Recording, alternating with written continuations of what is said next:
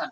বাম পক্ষ দেওয়া ছিল আমাদের 1 divided by 1 plus sin square a plus 1 divided by 1 plus cos square a।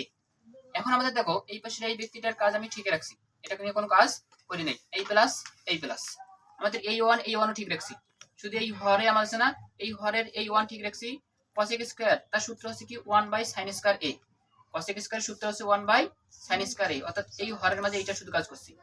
এরপর দেখেন আমাদের এটা আমি ঠিক রাখছি, এই প্লাসও ঠিক রাখলাম।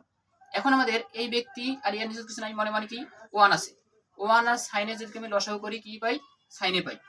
এই সাইন দিয়ে যদি 1 আমি ভাগ করি সাইনে পাবো, সেই সাইন দিয়ে 1 গুণন করলে ঠিক আছে সাইন হয়, সাইন স্কয়ার আমি সাজে লিখছি, এই হরের কারণে এটা সাজে লিখছি, সাইন স্কয়ার আগে লিখছি। এই সাইন কাটা, এই সাইন কাটা, তখন আমাদের কি হচ্ছে 1, তো 1 দিয়ে 1 গুণ করলে কি হয় 1ই হয়। এখন আমাদের দেখেন একটু এইটা আমাদের কি আছে ভাগ আছে, এটি কি আছে ভাগ, অর্থাৎ এই ভাগটা আমি কি করব, ভাগ উল্টে গুণন করব। এই 1 আমি এই জায়গায় ঠিক রাখছি, এই পাশের অপশনগুলো আমি ঠিক রাখছি, এটা আমি কাজ করি নাই। এখন এই যে এই 1 এখানে ঠিক রাখলাম, গুণন দিলাম। এই সাইন আমাদের কি নিচের হর ছিল, আমি উপরে গেল, ভাগ উল্টিলে গুণন হয়ে যায়, তখন নিচেরটা উপরে যায়, উপরটা নিচে আসে, নিচে আসছে দেখেন।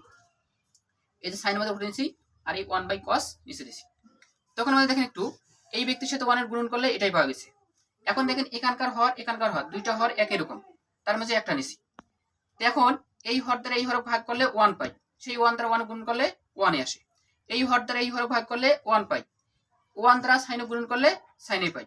এই যে 1 প্লাস sin স্কয়ার a, নিচে তো 1 প্লাস sin স্কয়ার a, উপর নিচ একই রকম হলে কাটা যায়, তখন আমরা কি পাই 1 পাই। ধন্যবাদ সকলকে।